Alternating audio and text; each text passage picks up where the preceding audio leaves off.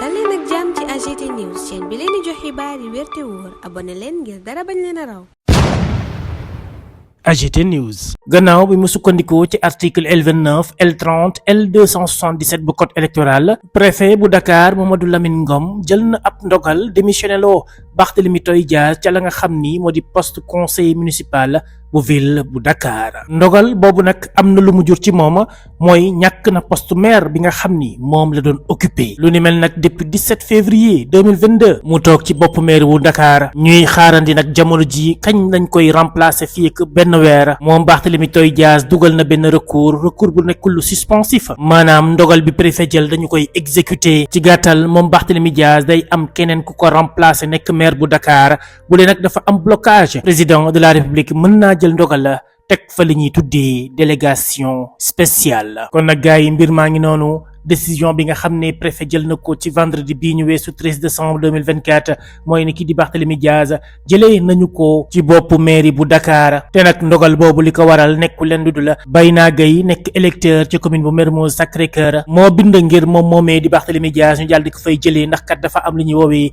condamnation définitive moom Barthélémy Dias ci mbirum Ndiaga Diouf tribunal bu grande instance hors classe bu Dakar daa am daan bu ñu ko tegoon ñu enregistré ko ci numéro 219 loolu xewoon 16 février 2017 cour d'appel bu Dakar ñëw daal di koy dëggal jaaree ko ci benn arrêt numéro 535 bu 21 septembre 2022 moom Barthélémy Dias mu doon jéem a def li ñu woowee pourvoi en cassation daaw doon wutali cour suprême waaye dañu ko rejeté lu ni mel mi ngi xew ci décision numéro 76 bu 22 décembre 2023 loolu nag moo jur lii xew tey jilee mu di Barthélémy Dias dafa inéligible maanaam nekkatul ku ñu mën a fal loole moo waral ndogal bii jóge ci préfet ñëw dal ci kawam jëlee ko ci bopp mairie bu Dakar waaye nag ci loolu ba tey loi bi may na ki di Barthélémy Dias fukki fan yu mën a def recours jéem a dem ci justice daal di fay kalaame lii ñu ko daal di teg lu ni mel article 277 bu code électoral moo ko mayee maanaam ci gàttal mën naa def aw recours ngir ñu dindi ndogal bi nga xam ne préfet daal dina koy jël waaye nag foog ñu fàttali ne ndogalu préfet fii ak ñu koy dindi am déet nekkul lu suspensif maanaam nekkul luy xaarandi dañu koy doxal léegi bés bu ci justice àddoon ak jox ko dëgg moom Barthélémy Dias bu boobaa mën nañ cee delluwaat ginnaaw waaye nag bu fekkente ne décision bile amul lenn loo xam ne justice jox na ci dëgg kii di Barthélémy Dias ca la ñuy jublu mooy xool naka lañ koy remplacer lépp nag tënku ci ay dispositions maanaam ci ay jumtukaay yoo xam ne code électoral moo ko tëral bu ñu sukkandikoo nag ci benn borom xam-xam boo xam ne dafay yëngutu ci lu ñeel gox-goxaat yi moom nee na conseil municipal bi mënu la di siéger fekk ne matul la ba tax na conseil municipal boobulee dañ leen war a convoquer ngir élection bu bees bu ñu war a mën a amal fii ak benn weer noonee la ko yoon bëggee ci loi numéro 2013-10 bu 28 décembre 2013 ñeel code général des collectivités locales boo demee nag ci article 99 da nga ko fay fekk la ñu ca wax mooy bu fekkente ne élection bi dañ koo annulé wala mu am ci maire bi ba ay adjoint ñoo xam ne dañoo dakkal seen liggéey dañoo war a convoqué waat conseil bi ngir xool naka lañ leen di remplacer ci diirub lu mu gàtt-gàtt benn weer waaye nag bu fekkente ne conseil bi dafa bañ jublu ci loolu nga xam ni moom la loi bi daal di digle maire bi dafay nekk ci situation blocage institutionnel la te nag lu ni mel mën naa yóbbu boobu lépp maire yi ñu placé ko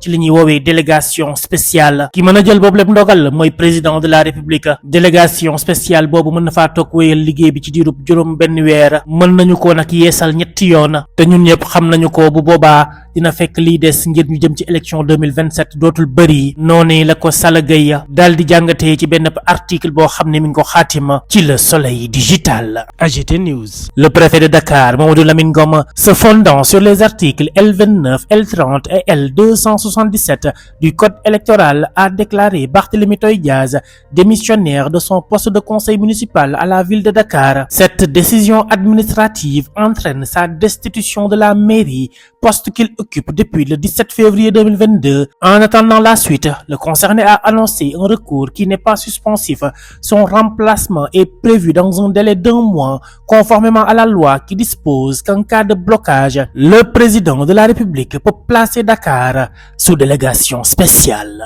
Par décision administrative rendue officielle ce vendredi 13 décembre 2024, le préfet de Dakar, Mamadou Lamine Ngom, a notifié à Barthélémy Dias sa destitution de son mandat de maire maire de Dakar. Cette mesure intervient suite à une demande déposée par Bayna Gueye, un électeur de la commune de Mermoz Sacré-Cœur. La demande s'appuie sur une condamnation de M. Diaz par le tribunal de grande instance hors classe de Dakar, enregistrée sous la décision numéro 219 en date du 16 février 2017 et confirmée par arrêt numéro 535 du 21 septembre 2022 de la Cour d'appel de Dakar. Le pourvoi contre cet arrêté ayant été rejeté par la Cour suprême par décision numéro 76 du 22 décembre 2023, l'inéligibilité de M. Diaz est devenue irrévocable, a précisé l'autorité préfectorale dans un communiqué. Cependant, la loi permet aux concernés de saisir dans un délai de 10 jours, comme le prévoit l'article 277 du Code électoral, la justice pour contester cette décision. Il peut ainsi introduire un recours pour espérer casser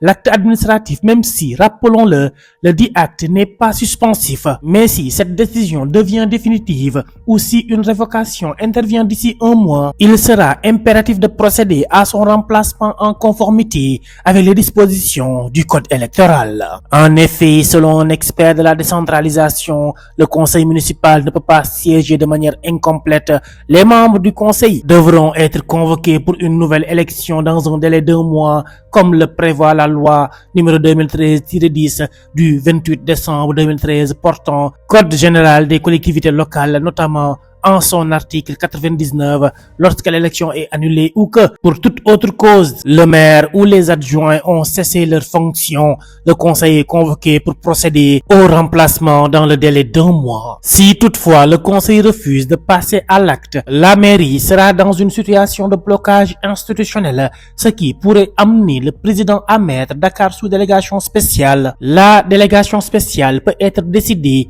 pour une durée de 6 mois renouvelable 3 fois. Et si tel est le cas, nous ne serons pas très loin de la fin du mandat des maires, c'est-à-dire en 2027. Pour l'organisation des élections, indique notre interlocuteur selon Sala Gueye, article publié dans le Soleil digital. Kon gaay mi ngi noonu, mbir mi ci gàttal Barthélémy Diaz la, kii di maire bu Dakar, jëlee nañu ko ca bopp ba jamono ji. Préfet moo daal di bind gannaaw bi nga xamee ne Bayna Gueye def na kéemtalaay kattanam ngir wane ne moom Barthélémy Diaz nekkatul ku éligible, maanaam ku ñu mën a fal ndax dafa am condamnation bu définitive bu jaar fépp fi mu waroon a jaar ba justice daal di koy épuiser. xam le ne daal moom Barthélémy Diaz lañ ko doon toppee moo ko def, daan nañu ko, kon mënatul nekk maire. Jamono ji nag lenn la am mooy def recours dem ci justice clamer lii di ab acte kii jël ko di préfet. Bu dee nag justice jox na ko dëgg moom Barthélémy Diaz mën naa dikkaat ci boobu lépp maire yi continuer di ko jiite, waaye nag bu fekkente ne mbir mi dafa définitive te itam moom amu ci dëgg, li xew mooy